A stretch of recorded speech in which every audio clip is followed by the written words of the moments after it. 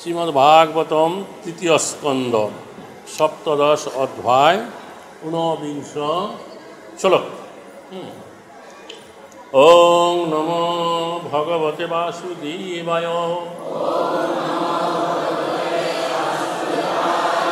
ওং নমো ভগবতে বাসুদেবায়। ওং নমো ভগবতে বাসুদেবায়। নারায়ণং নমস্কৃত্যং নরং চৈব নরোত্তমং দেবীং সরস্বতীং ব্যাসং ততো জয়মুদীরয়ে। নষ্টপ্রায়েষু অভদ্রেষু নিত্যং ভাগবত সেবয়া ভগবতি উত্তম শ্লোকে ভক্তি ভবতি নষ্টকিং। মুখং করোতি বাচালং পঙ্গুরলঙ্ঘয়তি গিরিম যৎকৃপাতমহং বন্দে পরমানন্দমাধবম। তো শ্রীমদ্ভাগবতম তৃতীয় স্কন্দ সপ্তদশ অধ্যায় হচ্ছে ঊনবিংশ শ্লোক। চক্রে হিরণ্যকশিপু দুর্ভাং ব্রহ্মবরেণ চ বশেষ পালান লোকাং তৃণ অকুত মৃত্যু উদ্ধত।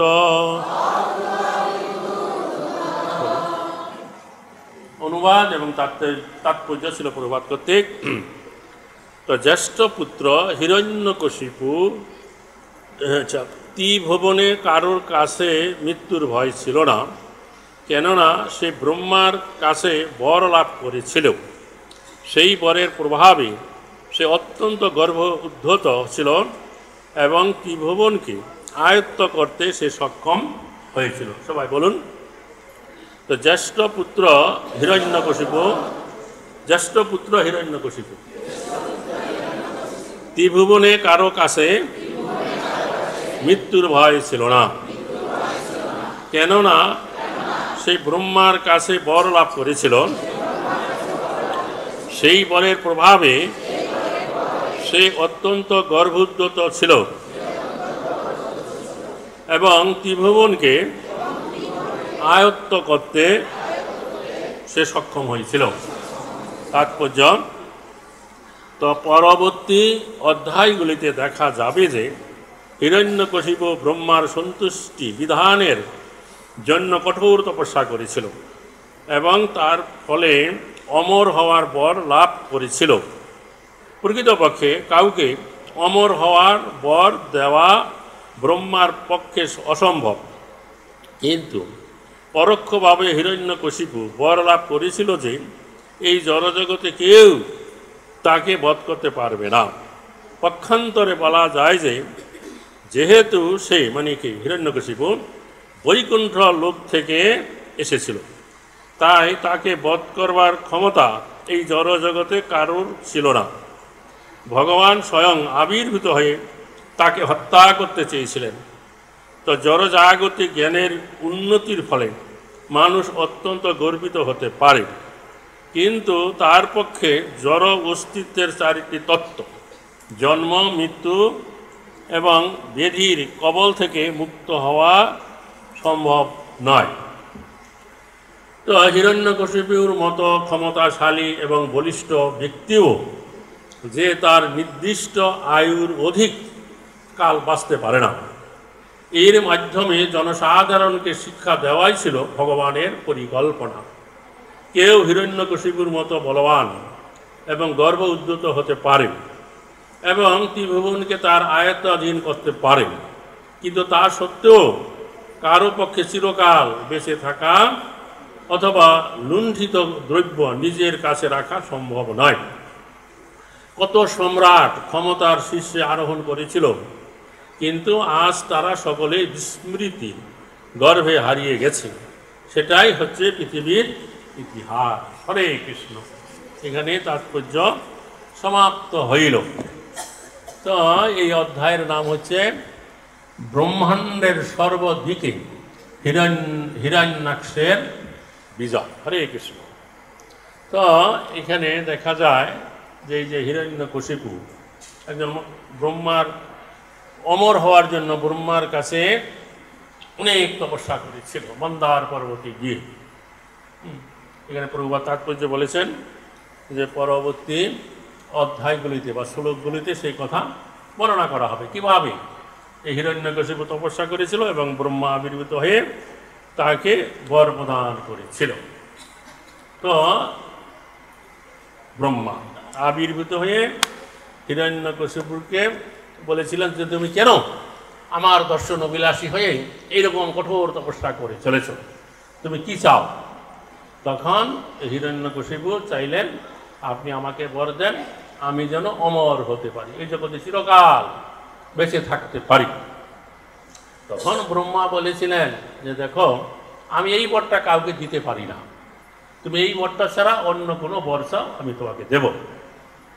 বাস্তবিক পক্ষে এই যে ব্রহ্মা সেও অমর নয়, তারও ব্রহ্মলোকের আয়ু অনুসারে 100 বছর পরে তারও দেহত্যাগ করতে হয়। তো সে আবার অন্য কাউকে কী করে অমর হওয়ার বর দিতে পারে?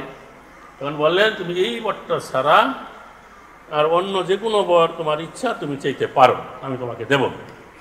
তখন হিরণ্যকশিপু বর চাইলেন আমার যেন ঘরেও মৃত্যু না হয়, বাইরেও মৃত্যু না হয়, দিনেও মৃত্যু না হয়, রাতেও মৃত্যু না হয়, আপনার সৃষ্ট কোনো জীবের দ্বারাও যেন আমার মৃত্যু না হয়, কোনো অস্ত্রাঘাতে যেন আমার মৃত্যু না হয়। এরকম এবং এরকম করে করে সমস্ত বর উনি চেয়ে নিলেন, ব্রহ্মা তাই দিয়ে গেলেন। তখন এই হিরণ্যকশিপু মনে মনে ভাবলেন যে আমি যখন সরাসরি ব্রহ্মার কাছ থেকে অমর বরটা চাইলাম, ব্রহ্মা দিতে চাইল না, তো এখন আমি যে তার কাছ থেকে কৌশল করে অমর বরটাই আদায় করে নিলাম, ব্রহ্মা তা বুঝতে পারল না, ব্রহ্মার থেকে নিজেকে খুব চালাক মনে করল। কিন্তু ভগবানের এই যে সৃষ্টি জগৎ আছে, এই সৃষ্ট জগতে ব্রহ্মা হইতে আরম্ভ করে কোনো জীবী চিরকাল এই জগতে বেঁচে থাকতে পারে না। এই জগতে সংসারে যার জন্ম হয় তার মৃত্যু অবধারিত, মৃত্যু তার হবে হবে। কাজে আবার এই দিকে এই যে হিরণ্যকশিপু তার ভাই হিরণ্যাক্ষ, তারা তো বৈকুণ্ঠের লোকের দাঁড়ি ছিল জয় বিজয়, তারা ওখান থেকে এখানে এসেছে। তো এখানে বলছেন তাৎপর্য প্রকৃতপক্ষে এই জগতের কারো পক্ষে সম্ভব ছিল না তাদেরকে হত্যা করা, বধ করা। অর্থাৎ ভগবান নিজেই চাইছিলেন কোনোভাবে তাকে তিনি বধ করবেন আবির্ভূত হয়ে। যেমন হিরণ্যাক্ষকে বধ করল বারাহরূপে ভগবান এসে, তেমনি এই হিরণ্যকশিপুকে নৃসিংহরূপে ভগবান আবির্ভূত হয়ে তাকে বধ করছিলেন। কিন্তু এই জগতে আমরা যা কিছু করি না কেন, যে বড় পূর্ব ইতিহাস দেখা যায় অনেক বড় বড় রাজা বাদশাহ তারা কত কঠোরভাবে এই জগৎ কী করছে, শাসন করেছে, যুদ্ধে অন্যদেরকে পরাজয় করে সম্পদ লুণ্ঠন করেছে। কিন্তু তাদেরকে কী করতে হয়েছে, এক সময় এই যে জন্ম মৃত্যু জরা ব্যাধির যে কবল, তার থেকে রেহাই কেউ পায় না, তার কবলে কবলিত হয়ে তাদেরকে এক সময় তাদের যে লুণ্ঠিত দ্রব্য তার কাছ থেকে এমনকি তার দেহ থেকে তাকে আলাদা হয়ে অর্থাৎ মৃত্যুবরণ করতে হয়েছে। এই জগৎটাই হচ্ছে যার জন্ম হবে তার মৃত্যু অবধারিত, কেউ চিরকাল বেঁচে থাকবে না। তো যাই হোক, এটা হচ্ছে এই জগতের নিয়ম। এখন আমাদের এই মানব জীবন হচ্ছে একটা দুর্লভ জীবন, শ্রেষ্ঠ জীবন। তো এই দুর্লভ মানব জীবনের আমরা যদি যথার্থ সদ্ব্যবহার করতে পারি, তাহলে এই ভৌতিক জগতে থাকার যত রকমের দুঃখ কষ্ট আছে সমস্ত কিছু অতিক্রম করে আমরা সেই ভগবত চিন্ময় ধামে যাওয়ার উপযুক্ত একটা দেহ প্রাপ্ত হয়ে সেখানে চলে গিয়ে নিত্যকাল নিত্য আনন্দে আমরা সেখানে অবস্থান করতে পারি। তো এই জন্যই মানব জীবনকে বলা হয়েছে যে একটা দুর্লভ জীবন বা শ্রেষ্ঠ জীবন। তো কিভাবে আমাদের এই মানব জীবনে আমরা ভগবত আরাধনা করে ভগবানকে প্রাপ্ত হতে পারি? তো যুগ যুগ ধরে বিভিন্ন মুনি ঋষিগণ এবং স্বয়ং ভগবান এই জগতে অবতীর্ণ হয়ে নিজে এবং তার ভক্তগণকে তারা আচরণ করিয়ে তা শিক্ষা দিয়েছেন। এখন যারা তা গ্রহণ করবে তাদের জীবনটাই সাফল্য হবে, ধন্য হবে। তারা সেইরকমভাবে ভগবত আরাধনা করে, নাম গুণগান কীর্তন করে তারা কি করবে, এক সময় ভগবানের চিন্ময় জগতে গিয়ে নিত্যকালে নিত্য আনন্দে ভগবানের সাথে তারা লীলাবিলাস করবে। তো এই যে জগৎ, এই জগৎ হচ্ছে কি দুঃখালয় শাশ্বতম। এখানে দুঃখের আকার, একটা দুঃখের অবসান হতে না হইতে আবার আরেকটা দুঃখ এসে যায়। তাছাড়া আমাদের এই মানব জীবনের যে আয়ু, এটা অতি অল্পতর। দেখতে দেখতে এই বাল্য কৌশল যৌবন পৌরত্ব অতিক্রম করে বার্ধক্যকাল এসে যায়, নানা রকম রোগ ব্যাধিতে আক্রান্ত হয়, তারপরে একসময় এই দেহ ত্যাগ করতে হয়। কিন্তু এই মানব জীবন দুর্লভ কেন বলা হইল? কারণ এই মানব জীবনে ভগবত আরাধনা করে, ভগবানের নাম কীর্তন করলে আমরা সেই ভগবত ধামে ফিরে গিয়ে নিত্যকাল নিত্য আনন্দে সেখানে অবস্থান করতে পারি। সেটাই আমাদের এই দুর্লভ মানব জীবনের একমাত্র লক্ষ্য বা উদ্দেশ্য থাকা উচিত। তো যাই হোক, তো সেই শিক্ষায় পূর্ববর্তী আচার্যরা এবং ভগবান স্বয়ং অবতীর্ণ হয়ে যুগ যুগ ধরে তা শিক্ষা প্রদান করে গেছে। আমরা যদি সেই পন্থা অবলম্বন করব তাহলে আমাদের এই জীবন সাফল্যমণ্ডিত হবে এবং এই যে জন্ম মৃত্যুর চক্র থেকে আমরা চিরকালের জন্য রেহাই পেয়ে যাব। হরে কৃষ্ণ। তো যারা তা করবেন তারাই হচ্ছে জগতের মধ্যে সর্বশ্রেষ্ঠ বুদ্ধিমান ব্যক্তি। এবং এই জন্য বলছে হরিনাম কৃষ্ণ নাম বড়ই মধুর, যেই জন কৃষ্ণ ভজে সে বড় চতুর। তো ভাগবতমে একাদশ স্কন্ধের শ্লোকে বলা আছে যে কি শ্লোকটা কি কৃষ্ণবর্ণং তিসা কৃষ্ণং সাঙ্গপাঙ্গ শতপার্শতম যজ্ঞই সংকীর্তনই পায়াই যজন্তি সুমেধ সহ। অর্থাৎ দশম স্কন্ধে কৃষ্ণলীলা কৃষ্ণ কথা বর্ণনা করে সুখদেব গোস্বামী যখন একাদশ স্কন্ধ বর্ণনা করতে যাবেন তার কিছুটা শুরুতেই এই শ্লোকটা উল্লেখ করা আছে যে এই কৃষ্ণ আগামী কলিযুগে তিনি অকৃষ্ণ বর্ণরূপে অর্থাৎ গৌরবর্ণরূপে অবতীর্ণ হইবেন। তার পূর্ব লীলায় যত পারিষদ ভক্তবৃন্দ আছে তাদেরকে সঙ্গ নিয়ে আর অবতীর্ণ হয়ে তিনি কি করবেন, কলিযুগে যে যুগধর্ম হরে কৃষ্ণ নাম তা তিনি প্রবর্তন করবেন। আর যারা সুমেধা সম্পন্ন ব্যক্তি, মানে যারা খুব বুদ্ধিমান ব্যক্তি, তারা তাকে হরিনাম সংকীর্তন যজ্ঞের দ্বারাই তার আরাধনা করবেন। হরে কৃষ্ণ। কাজে যারা কৃষ্ণ নাম কৃষ্ণ ভজন করেন তারাই হচ্ছে জগৎ সংসারের মাঝে যত মানুষ আছে তাদের মধ্যে শ্রেষ্ঠ বুদ্ধিমান সুমেধা সম্পন্ন ব্যক্তি। এই জগতে বহু মানুষ আছে যারা এক একটা দিকে এক একটা দিকপাল। কেউ খেলায় পারদর্শী, বহু মানুষ তার পিছনে পিছনে যায়। কেউ কোনো নতুন দ্রব্য আবিষ্কার করছে, বহু মানুষ তাকে কত সম্মান করে। কেউ জড় সাহিত্য কবিতা লিখছে, তারপরে কেউ আরও কত কিছু সিনেমা অ্যাক্টর হচ্ছে, বহু মানুষ তার পিছে পিছে দৌড়াচ্ছে। কিন্তু প্রকৃতপক্ষে তারা কোনো বুদ্ধিমান ব্যক্তি নন। বুদ্ধিমান ব্যক্তি হয়েছে যারা এই জড়জগতের সমস্ত প্রকার অসারত্ব অনুভব করে এক মনে হরিনাম হরিভজন করে যাবেন, তারাই হচ্ছে এই জগতের মধ্যে সর্বশ্রেষ্ঠ বুদ্ধিমান ব্যক্তি। এটা ভাগবতমে বলছে, ভাগবত পুরাণে বলা আছে এবং মহাজন বাক্য আছে। হরে কৃষ্ণ। ধন্যবাদ। তো আজকে হচ্ছে আর একটা বিশেষ তিথি। আজকে হচ্ছে যে আমাদের স্বরগোস্বামীর একজন গোস্বামী অন্যতম গোপাল ভট্ট গোস্বামী তিরোভাব তিথি। তো মহাপ্রভু 24 বছর বয়সে সন্ন্যাস গ্রহণ করে যখন নীলাচলে বাস করলেন, বলছে 24 বছর শেষে যেই মাঘ মাস তার শুক্লপক্ষে পূর্ব করিলা সন্ন্যাস। মাঘ মাসে সন্ন্যাস গ্রহণ করে তিনি ফাল্গুন মাসে গিয়ে নীলাচলে পৌঁছে গেলেন, নীলাচলে বাস করলেন না নীলাচলে। আর চৈত্র মাস নীলাচলে অবস্থান করে সার্বভৌম ভট্টাচার্যকে ভক্তিপথে আনয়ন করেন। যখন বৈশাখ মাস পড়েছিল তখন তার সাথে যে 4 জন ভক্ত গিয়েছিল চৈতন্য চরিতামৃত গ্রন্থ অনুসারে, অদ্বৈত আচার্য গোসাই 4 জন ভক্তকে নির্ধারণ করে দিলেন যে মহাপুরুষ সাথে নীলাচলে যাবেন। তারা হচ্ছে নিত্যানন্দ, জগদানন্দ পণ্ডিত, মুকুন্দ দত্ত এবং দামোদর পণ্ডিত। তাদেরকে একত্র করে মহাপ্রভু বললেন যে তোমরা সকলেই হচ্ছে আমার বন্ধু বান্ধব, তোমরা আমাকে নীলাচলে এনে জগন্নাথকে দর্শন করালে তো তোমাদের কাছে এখন আমার একটা নিবেদন আছে যে আমার জ্যেষ্ঠ ভাই বিশ্বরূপ দক্ষিণ ভারতে গেছে, সন্ন্যাসী হয়ে আছে। আমি তার সাথে মিলিত হওয়ার জন্য আমি দক্ষিণ দেশে যাব। তবে আমি যে দক্ষিণ দেশে যাব তোমাদের কাউকে আমি নেব না, আমি একাকী যাব। এই কথা শুনে সমস্ত ভক্তদের মুখ একেবারে শুকিয়ে গেল। তখন নিত্যানন্দ প্রভু বললেন, হে প্রভু, তুমি দক্ষিণ দেশে যাবে, ভ্রমণ করতে একাকী যাবে, এটা কে সহ্য করতে পারে? তুমি আজ্ঞা করো অন্তত একজন তোমার সঙ্গে চলুক। আমি ইতিপূর্বে সমস্ত দক্ষিণ দেশে যত তীর্থ আছে সমস্ত কিছু আমি ভ্রমণ করেছি, সমস্ত পথঘাট আমার জানা আছে, তুমি আমাকে আজ্ঞা করো, আমি তোমার সঙ্গে যাই।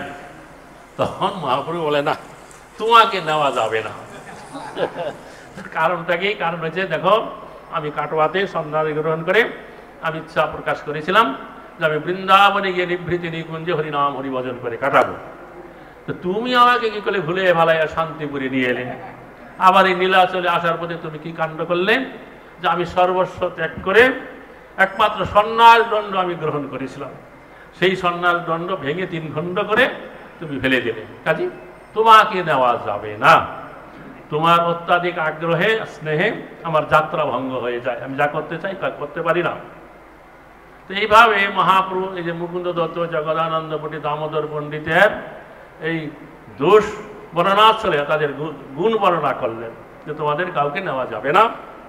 তখন নিত্যানন্দ প্রভু বলেন, হে প্রভু, তুমি গ্রহণ করো বা না করো, আমার যেটা কর্তব্য আমি সেটা বলছি। তুমি এই যে দক্ষিণ দেশ যাবে, তোমার সঙ্গে বিশেষ কোনো দ্রব্যাদি যাবে না, মাত্র কয়েক সেট বস্ত্র যাবে আর একটা জল পাত্র যাবে। তো তুমি দক্ষিণ দেশে যখন ভ্রমণ করবে, তোমার 2 হাত নাম গণনে ব্যস্ত থাকবে, কখনো কখনো তুমি প্রেমাবেশে গড়াগড়ি দেবে, তোমার এই সমস্ত দ্রব্যাদি কে রক্ষা করে? তুমি আজ্ঞা করো অন্তত একজন তোমার সঙ্গে চলুক। আমাদের কাউকে যদি তুমি না নিতে চাও তাতে কোনো দোষ নাই, কিন্তু এই যে সম্প্রতি বাংলা থেকে এসেছে কালাকৃষ্ণ দাস, একে তোমার সঙ্গে করে না। অত্যন্ত সহজ সরল, তোমার উপর কোনো রকম খবরদারি করবে না, তুমি যেরকম বলবে, যেরকম চালাবে সেরকম চলবে। তখন মহাপ্রভু রাজি হলেন, ঠিক আছে, আমি এই কালাকৃষ্ণ দাসকে সঙ্গে করে নেব। তখন সকালে মিলে কি করলেন, সার্বভৌম ভট্টাচার্যের বাড়িতে গেলেন, পরস্পর প্রণামাদি করে বসলেন। কিছু কথা বলার পরে মহাপ্রভু বললেন যে আমি এখন এখান থেকে কি করব, দক্ষিণ দেশে যাত্রা করব। আমার জ্যেষ্ঠ ভাই বিশ্বরূপ সন্ন্যাস গ্রহণ করে দক্ষিণ দেশে আছে, তার সাক্ষাতে যাব। এই কথা শোনা মাত্র সার্বভৌম ভট্টাচার্য তিনি মহাপ্রভুর চরণ ধরে প্রণাম করে বললেন, হে প্রভু, বহু জন্মের সৌভাগ্যের ফলে আমি তোমার এই পাদপদ্ম প্রাপ্ত হয়েছিলাম, কিন্তু বিধিবাম তিনি আমার এই সঙ্গ ভঙ্গ করে দিচ্ছেন। আমার পুত্র যদি বজ্রাঘাতে মারা যায় তা আমি সইতে পারি, কিন্তু তোমার এই যে বিরহ বিচ্ছেদ আমি সইতে পারি না। তবে তুমি স্বতন্ত্র ঈশ্বর, তুমি যখন ইচ্ছা করেছো দক্ষিণ দেশে যাবে, অবশ্যই যাবে, তোমার এই যাত্রা কেউ ভঙ্গ করতে পারবে না। তো আমার একটা নিবেদন আছে, তুমি আরো দিন কতক এই নীলাচলে থাকো, তোমার পাদপদ্ম দর্শন করি, তারপরে তুমি যাত্রা করো। তখন মহাপ্রভু সার্বভৌম ভট্টাচার্যের অত্যাধিক ভক্তিতে আগ্রহে বলে, ঠিক আছে, আমি আর 5 দিন থাকবো, তারপর আমি যাত্রা করব। তৎক্ষণাৎ সার্বভৌম ভট্টাচার্য বললেন, এই যে 5 দিন তুমি নীলাচলে থাকবে, তুমি অন্য কারো নিমন্ত্রণ গ্রহণ করবে না, এই 5 দিন আমার গৃহে ভিক্ষা গ্রহণ করবে। তো মহাপ্রভু তা স্বীকার করলেন। তার চৈতন্য চরিতামৃত গ্রন্থে কবিরাজ গোস্বামী বর্ণনা করলেন, এই 5 দিন সার্বভৌম ভট্টাচার্য কিভাবে মহাপ্রভুকে ভোজন করেছিলেন। সার্বভৌম ভট্টাচার্যের পত্নী, যিনি ষাটির মা নামে পরিচিত, রান্না করতেন, সার্বভৌম ভট্টাচার্য পরিবেশন করে মহাপ্রভুকে ভোজন করাতেন। কবিরাজ গোস্বামী বলেন, এই সমস্ত কথা আমি এখন বলবো না, মহাপ্রভুর দক্ষিণ দেশ যাত্রা কথা এখন শোনো শ্রোতাগণ, পরে যখন মহাপ্রভু ফিরে এসে ভোজন করবে সেই সময় আমি বর্ণনা করব। তার 5 দিন অবস্থান করলেন। তারপরে জগন্নাথকে প্রণাম করে পরিক্রমা করে আজ্ঞা নিয়ে মহাপ্রভু সমুদ্রের তীরে তীরে চলতে লাগলেন। সার্বভৌম ভট্টাচার্য গেলেন এবং মহাপ্রভুর সঙ্গে যে 4 জন ভক্ত তারাও চলতে লাগলেন। সমুদ্রের তীরে তীরে চলতে চলতে কিছু দূর যাওয়ার পরে মহাপ্রভু সার্বভৌম ভট্টাচার্যকে আলিঙ্গন করে বললেন যে তোমাকে আর আসতে হবে না, তুমি এখান থেকে ফিরে যাও। তৎক্ষণাৎ সার্বভৌম ভট্টাচার্য সে বালুকার উপরে করে মূর্ছিত হয়ে পড়ে গেলেন। তখন মহাপ্রভু কি করলেন, ফিরেও তাকালেন না, তিনি আগেই চলে গেলেন। তো এখানে কবিরাজ গোস্বামী বর্ণনা করলেন মহাপুরুষদের চরিত্রটাই হচ্ছে এইরকম, কখনো কখনো তারা বজ্রের মতো কঠিন, কখনো আবার কুসুমাদপি কোমল। যাই হোক, সেই দিন তারা চলতে চলতে আলালনাথে গিয়েছিলেন। আলালনাথ হচ্ছে ভগবান এই জগন্নাথ বা বিষ্ণুর একটা রূপ, চতুর্ভুজ নারায়ণ মূর্তি। সেখানে গিয়ে মহাপ্রভু যখন আলালনাথকে দর্শন করে সাষ্টাঙ্গে প্রণাম করলেন, মহাপ্রভু প্রেম ভারে মহাপ্রভু দেহের অবয়ব সে পাথর গলে সেখানে দাগ লেগে গেল, বোঝা গেল। তার এই যে মাথা, দুই হাঁটু, বুক, কনুই, পা লেগে গেল। পরবর্তীকালে ভক্তরা সেটাকে তুলে আলালনাথ মন্দিরের পাশে রেখেছিল কয়েক বছর আগে। সেখানে সুন্দর একটা মন্দির করা হয়েছে, মন্দিরের নাট মন্দির, এবং সেখানে সর্বোচ্চ গৌরাঙ্গ বিগ্রহ স্থাপনা করা হয়েছে। তার সম্মুখে সেই প্রস্তরটা এখনো আছে, আপনারা গেলেই দেখতে পাবেন। তো যাই হোক, সেখানে সারা রাত্রি কৃষ্ণ কথা হরিকথা কাটালেন। পরের দিন মহাপ্রভু প্রাতকালে স্নান আদি কার্য করে ভক্তগণকে বললেন যে আমি এক্ষুনি দক্ষিণ দেশ অভিমুখে যাত্রা করব, তোমরা আমার সঙ্গে আর কেউ আগে বাড়াবে না, এখান থেকে তোমরা নীলাচলে চলে যাবে। আমি যতদিন পর্যন্ত দক্ষিণ ভারত ভ্রমণ করে ফিরে না আসবো তোমরা নীলাচলে অবস্থান করবে। তৎক্ষণাৎ মহাপ্রভু কি করলেন, তিনি কৃষ্ণ নাম করতে করতে তীব্র বেগে মত্ত সিংহের মতন চলতে লাগলেন। আর কালাকৃষ্ণ দাস মহাপ্রভুর পাশে পাশে তার এই যে কমণ্ডল বস্ত্র নিয়ে তীব্র বেগে ছুটে দৌড়িয়ে চলতে লাগলো। যাই হোক, এইভাবে মহাপ্রভু বহু স্থান ভ্রমণ করতে করতে তিনি শ্রীরঙ্গমে চলে এলেন। হ্যাঁ, শ্রীরঙ্গমে যখন এলেন তখন 2 মাস অতিবাহিত হয়ে গেল। বৈশাখ জ্যৈষ্ঠ এই আষাঢ় মাস চলে এলো, বোঝা গেল। তখন সেখানে রঙ্গনাথকে দর্শন করলেন।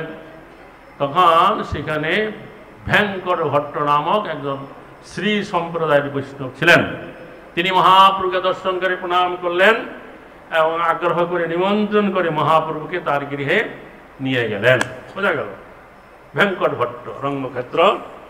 তো সেখানে মহাপ্রভু কি করেছিল, তখন চাতুর্মাস্য ব্রত চলে এলো। তো মহাপ্রভু ঠিক করলেন তিনি এই 4 মাস কোনো ভ্রমণ করবেন না, এই রঙ্গক্ষেত্রে তিনি থাকবেন। তো ভেঙ্কট ভট্টের গৃহে তিনি অবস্থান করলেন। আর সেই শ্রীরঙ্গমে বহু ব্রাহ্মণ ছিলেন, যারা সকলেই ছিলেন প্রায় শ্রী সম্প্রদায়ের বৈষ্ণব। তারা একজন ব্রাহ্মণ বৈষ্ণবেরা মহাপ্রভুকে নিমন্ত্রণ করে ভোজন দিতে লাগলো। তারপরে মহাপ্রভু সেখানে যখন অবস্থান করলেন, এই ভেঙ্কট ভট্ট শ্রী সম্প্রদায়ের বৈষ্ণব তারা হচ্ছে লক্ষ্মীনারায়ণের উপাসক। তার সঙ্গে সান্নিধ্যে থাকার ফলে তার সাথে একটা সৈক্য ভাব হলো। তখন মহাপ্রভু হাস্য পরিহাস করে সেই ভেঙ্কট ভট্টকে বললেন যে দেখো, যে তোমরা শ্রী সম্প্রদায়ের বৈষ্ণব, লক্ষ্মীনারায়ণের উপাসক, তাই তো? তো দেখো, তোমার এই যে লক্ষ্মী ঠাকুরানী তাহলে হলো কি সতীগণের মধ্যে শিরোমণি, সতী শিরোমণি। তো তিনি সতী শিরোমণি হয়েও কেন তার স্বামী নারায়ণকে পরিত্যাগ করে কৃষ্ণ সঙ্গ কামনা করলেন, কৃষ্ণের সঙ্গে লীলাবিলাস করতে চাইলেন, রাসনৃত্যে অংশগ্রহণ করতে চাইলেন কেন? তখন ভেঙ্কট ভট্ট বলছে দেখো, কৃষ্ণ এবং নারায়ণ একই তত্ত্ব, কৃষ্ণ সঙ্গ করতে চাওয়া এটা কোনো খারাপের কিছু ব্যাপার নয়। তখন মহাপ্রভু বললেন যে আচ্ছা, তো আমার মনে একটা খটকা আছে যে তিনি নারায়ণের সঙ্গ চাইলেন, রাসলীলায় অংশগ্রহণ করতে চাইলেন, তথাপি তিনি কেন সেই ব্রজলীলায় তিনি কৃষ্ণর সঙ্গ করতে পারলেন না, রাসলীলায় অংশগ্রহণ করতে পারলেন না? তো ভেঙ্কট ভট্ট তার উত্তর দিতে পারলেন না, বলে আপনি বলুন মহাপ্রভু। তখন মহাপ্রভু বললেন যে দেখো, এই যে লক্ষ্মী দেবী তিনি হচ্ছেন সমস্ত ধন সম্পদের অধিষ্ঠাত্রী দেবী। এই জগতে বহু মানুষ লক্ষ্মীর আরাধনা করে কেন? কিছু ধন সম্পদ প্রাপ্ত হওয়ার জন্য। লক্ষ্মী দেবী সন্তুষ্ট হলে ধন সম্পদ প্রাপ্ত হওয়া যাবে। আর আমার এই যে গোপীগণ দেখো, রাধা ঠাকুরানী সমস্ত গোপীরা, তারা হলেন গ্রামে বাস করে, গাভী পালন করে, দুগ্ধ দহন করে, দুগ্ধ আবর্তন করে, দধি ছানা মাখন বিক্রি করে জীবিকা নির্বাহ করে। তো এবং তারাই কি করছে, কৃষ্ণের সঙ্গ প্রাপ্ত হয়েছে কি করে? যে রাম অবতারে, রাম যখন বনবাসে ছিল তখন সেখানকার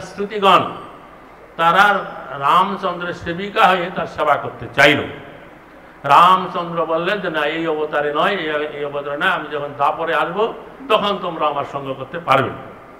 তখন সেই যে শ্রুতিগণ তারাই কি করলো, বৃন্দাবনে গোপগৃহে গোয়ালার কন্যা রূপে জন্মগ্রহণ করলো এবং রাধা কিনা কৃষ্ণের সঙ্গ করলো, সেবা করলো এবং রাসনীতিতে অংশগ্রহণ করতে পারলো।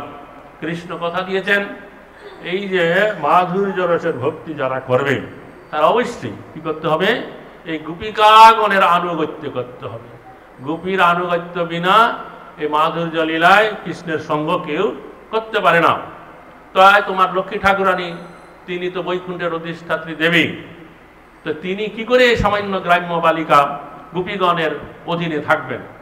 তিনি যেতে পারলেন না, তাই তার কৃষ্ণ সঙ্গ করাও হলো না। এটাই হচ্ছে কারণ। তবে এই লক্ষ্মী ঠাকুরানী বৃন্দাবনে যেখানে কেশিঘাট আছে, তার সামনে যমুনা নদী আছে, তার অপর পারে বেলবন নামক একটা বন আছে। সেই বল মেনে তিনি তপস্যা করলেন কৃষ্ণ সঙ্গ করবার জন্য। আজও আপনারা বৃন্দাবনে গেলে যদি বেলবনে যাবেন, সেখানে লক্ষ্মী দেবীর একটা বন আছে, সেখানে দেখবেন একা লক্ষ্মী ঠাকুরানী বসে কৃষ্ণের তপস্যা করছে। হরে কৃষ্ণ। তিনি যে বৈকুণ্ঠ ছেড়ে বৃন্দাবনে এসেছেন কৃষ্ণ সঙ্গ করবার জন্য, তিনি একা এসেছেন, স্বামী নারায়ণকে নিয়ে আসেন নাই। বোঝা গেল? তো যাই হোক, এই সমস্ত কথা মহাপ্রভু যখন বললেন, তখন সে ভেঙ্কট ভট্ট খুবই আনন্দিত হইলেন। ভেঙ্কট ভট্টের আরেকটা দুইটা ভাই ছিল, তিমল্ল ভট্ট, আরেকজন হচ্ছে কি প্রবোধানন্দ সরস্বতী, আর তারই পুত্র ছিল এই গোপাল ভট্ট গোস্বামী। তখন মাত্র বালক ছিলেন, 8-10 বছর বয়স। তো তিনি মহাপ্রভুর অনেক সেবা করলেন। গোপাল ভট্ট সবসময় মহাপুরুষ কাছে থাকলেন। মহাপ্রভু যে 4 মাস তার গৃহে অবস্থান করলো, সবসময় গোপাল ভট্ট মহাপ্রভু টুকটাক সেবা কার্য করতেন। 4 মাস পরে চাতুর্মাস্য শেষ হয়ে গেল। মহাপ্রভু যখন চলে যাবেন, তো সপরিবার সকালে কান্না করতে লাগলো। মহাপ্রভু গোপাল ভট্টকে ধরে আদর করে বললেন, তুমি এখনো বাড়িতে থাকো, পড়াশোনা করো, পিতা মাতার সেবা করো, তারপরে তুমি কি করবে, বৃন্দাবনে যাবে, বৃন্দাবনে গিয়ে ভজন সাধন করবে। তারপরে সেই গোপাল ভট্ট গোস্বামী মহাপুরুষের নির্দেশ অনুসারে অল্প বয়সে লেখাপড়া শিখে পাণ্ডিত্য অর্জন করলেন। তার পিতা মাতা প্রাপ্তি হলে পরে তিনি বৃন্দাবনে গেলেন। বৃন্দাবনে গিয়ে সাধন ভজন করলেন এবং তার সঙ্গে কয়েকটা শালগ্রাম ছিল, শালগ্রাম শিলার অর্চন করতেন। এইভাবে বৃন্দাবনের থেকে রূপ সনাতনের গোস্বামীর তত্ত্বাবধানে থেকে ভজন সাধন করতে লাগলেন। রূপ সনাতন গোস্বামী তাদের ছোট ভাইয়ের মতন তাকে দেখতে লাগলেন। তারপরে এক সময় কি হয়েছিল, সেই বৃন্দাবনে একজন শেঠজি সেখানে এলেন। প্রত্যেক বৈষ্ণবকে তিনি অনেক বস্ত্র অলঙ্কার তার বিগ্রহগণের সেবার জন্য দিলেন। তো গোপাল ভট্ট গোস্বামীর কাছে যখন তারা গেলেন, তাকেও এরকম অনেক বস্ত্র অলঙ্কার দিলেন।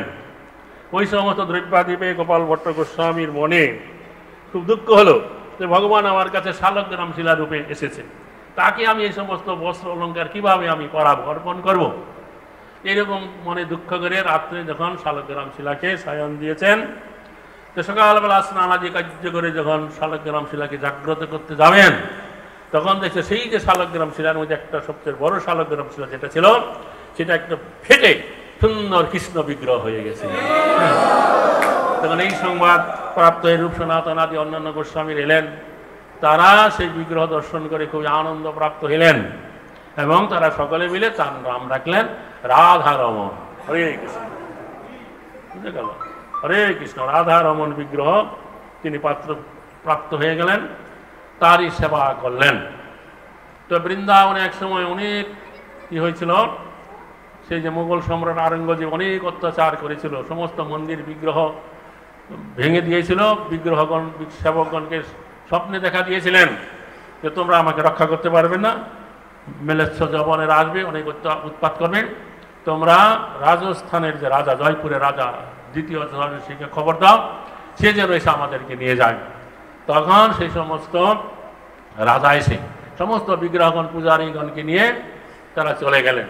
কিন্তু রাধারমণের যারা সেবাই ছিল তারা কিন্তু এই বিগ্রহ নিয়ে যায় নাই, বলছে আমাদের এই বিগ্রহ খুব ছোট, আমাদের কাছে আড়ালে কাপড়ে আমরা লুকিয়ে রেখে দেব। তারা রেখে দিয়েছে ছোট্ট বিগ্রহ। তাই সেই বিগ্রহ রাধারমণ, সমস্ত বিগ্রহ এখন চলে গেছে, কিন্তু রাধারমণ বিগ্রহ এখনো সেই বৃন্দাবনে আছে। হরে কৃষ্ণ। আর এই বৈশাখ মাসে পূর্ণিমা দিন এই শালগ্রাম শিলা ফেটে রাধারমণ রূপ প্রাপ্ত হয়েছিল। এই জন্য ওইটাকে, ওই তিথিটাকে বলা হয় রাধারমণ জয়ন্তী। হরে কৃষ্ণ। তো যাই হোক, তাই গোপাল ভট্ট গোস্বামী তিনি অনেক শাস্ত্র লিখেছেন, তার মধ্যে উল্লেখযোগ্য হয়েছে হরিভক্তি বিলাস এবং সত্যিয়া সার দেবিকা। এবং তার অনেক শিষ্য ছিল, তার মধ্যে অন্যতম শিষ্য হয়েছিল আমাদের এই বাংলা থেকে যাওয়া শ্রীনিবাস আচার্য ঠাকুর, যিনি স্বরগোস্বামী অষ্টকম লিখে বিখ্যাত আছেন আমাদের বঙ্গদেশে।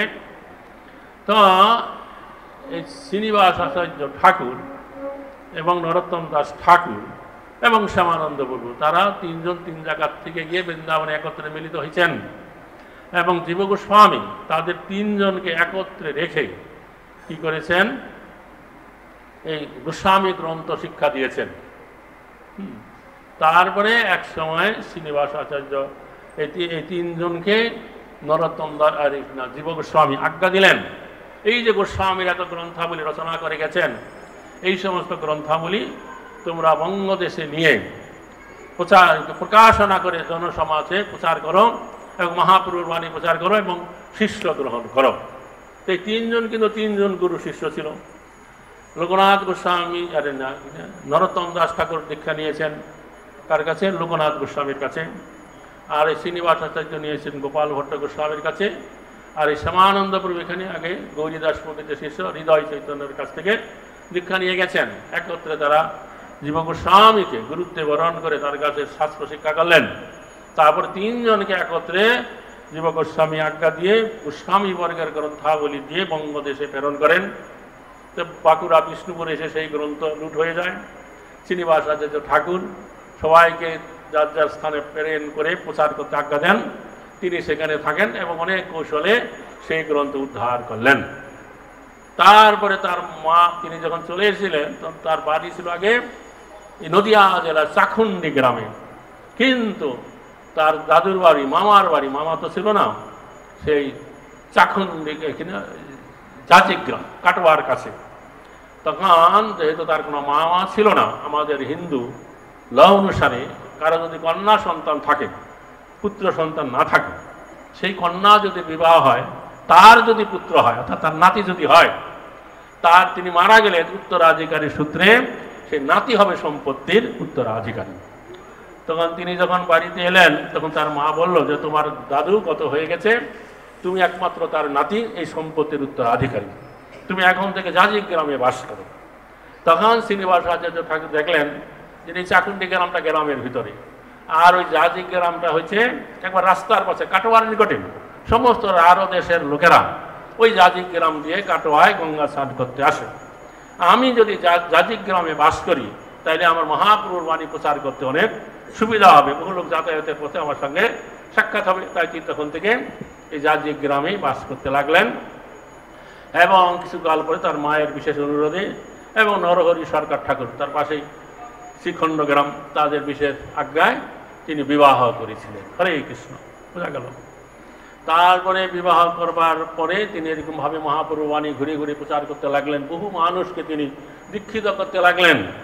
তো এক সময় তার ইচ্ছে হলো একবার তিনি বৃন্দাবনে যাবেন। বোঝা গেল। তো এই শ্রীনিবাস আচার্য ঠাকুরের একজন অন্যতম শিষ্য ছিল রামচন্দ্র কবিরাজ।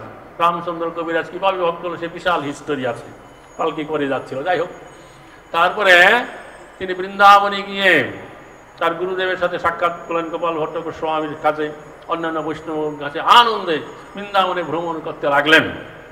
তখন এই গোপাল ভট্ট গোস্বামী বললেন যে তুমি কি বিবাহ করেছ? তখন শ্রীনিবাসাচার্য ঠাকুর বলে না করি, কেন কহ? বিবাহ করি নাই, কেন করছে? বলে তাইলে তোমাকে আমি রাধা রমণের সেবাভার অর্পণ করব। তো এইভাবে যখন তিনি বৃন্দাবনে ভ্রমণ করছেন, অনেক কাল অতিবাহিত হয়ে যায়। তখন শ্রীনিবাস আচার্য ঠাকুরের প্রতি চিন্তা করলেন যতদিন হয়ে গেল ফিরে আসছে না। তখন শ্রীনিবাস আচার্য ঠাকুরের অন্যতম প্রধান শিষ্য রামচন্দ্র কবিরাজকে বললেন যে তুমি বৃন্দাবনে যাও, গিয়ে তোমার গুরুদেবকে এই বাংলায় ফিরিয়ে নিয়ে আসো। তো রামচন্দ্র কবিরাজের ইচ্ছা ছিল তার গুরুদেবের সাথে বৃন্দাবনে যাওয়া, কিন্তু তার গুরুদেব বলে না, আমি যাচ্ছি তুমি নরোত্তমের সঙ্গে থাকো, প্রচার করো। তাই তার যাওয়া হয় নাই। এইবার যখন গুরু আজ্ঞা দিল তখন বলে এইবার আমি যেতে পারি। গুরু আজ্ঞা দিয়েছে, তখন তাড়াতাড়ি তিনি বৃন্দাবনে গেলেন। বৃন্দাবনে গিয়ে তিনি চিন্তা করলেন কোথায় গেলে গুরুদেবের দেখা পাবো। কিন্তু আমার পরম গুরুদেব গোপাল ভট্ট গোস্বামী তিনি এই রাধারমণ মন্দিরের পাশেই আছে। তখন গিয়েই তাকে প্রণাম করে যখন উঠলেন, বলে তুমি কে? বলছে আমি হচ্ছে রামচন্দ্র। বলে ও তুমি আমার নাতি শিষ্য। আমি প্রথম আজকে আমার নাতি শিষ্যকে দর্শন করলাম। ধৈর্য তাকে আলিঙ্গন করলো। তখন বলল যে তুমি কেন এসেছো, কি ব্যাপার? বলছে যে গুরু আজ্ঞা দিল যে গুরুদেবকে ফিরিয়ে নেওয়ার জন্য। হ্যাঁ, শ্রীনিবাস বিবাহ করেছে, আমার কাছে কেন এরকম মিথ্যা কথা বললো? কোন ভীষণ রেগে গেলেন। তখন লোকের মারফতে ভক্ত মাধ্যমে তাকে ডাকে যখন আনা হলো, তখন গোপাল ভট্ট গোস্বামী বললেন, আরে তুমি কেন এরকম আমার কাছে মিথ্যা কথা বললে যে তুমি বিবাহ করেছো, করো নাই? তখন শ্রীনিবাস ঠাকুর হেসে বলে, দেখুন একটা মিথ্যা কথার আর কতটুকু পাপ হয়। একটা মিথ্যা কথার বলে যে রাধারমণের সেবা, বৃন্দাবনে বাস, গুরু এবং বৈষ্ণবগণের সান্নিধ্য লাভ, এত কিছু প্রাপ্তি হওয়া যায়। আর একটা মিথ্যা কথা আর কতটুকু পাপ হয়? তখন বললে ঠিক আছে, তুমি এসেছো, তার রাগটা কমে গেল। বলছে ঠিক আছে, রামচন্দ্র এসেছে প্রথম বৃন্দাবনে, তাকে ঘুরিয়ে একটু বৃন্দাবন ধাম দেখাও, তাড়াতাড়ি তারপরে ফিরে যাও। নিতাই করবে মানন্দে। এই গোপাল ভট্ট গোস্বামী সারা জীবন বৃন্দাবনে থেকে তিনি ভজন করেছেন, গ্রন্থ রচনা করেছেন এবং রাধারমণের সেবা প্রাপ্তি হয়েছেন। তার ভক্তিতে আকর্ষণে রাধারমণ শালগ্রাম থেকে তার সামনে এই রাধারমণ বিগ্রহ রূপে প্রকট হয়েছেন। সারা জীবন সেখানে সেবা করে সেখানে তিনি অপ্রকট হয়েছেন আজকের এই তিথিতে। এবং রাধারমণ মন্দিরের পাশেই যেখানে তার ভজন কুটি ছিল সেখানেই তার সমাহিত করা হয়েছে, তার সমাধি ক্ষেত্র সেখানে আছে। নিতাই করবে আনন্দ হরি হরি। জয় গোপাল ভট্ট গোস্বামী কি জয়, রাধারমণ ঠাকুর কি, হরে কৃষ্ণ।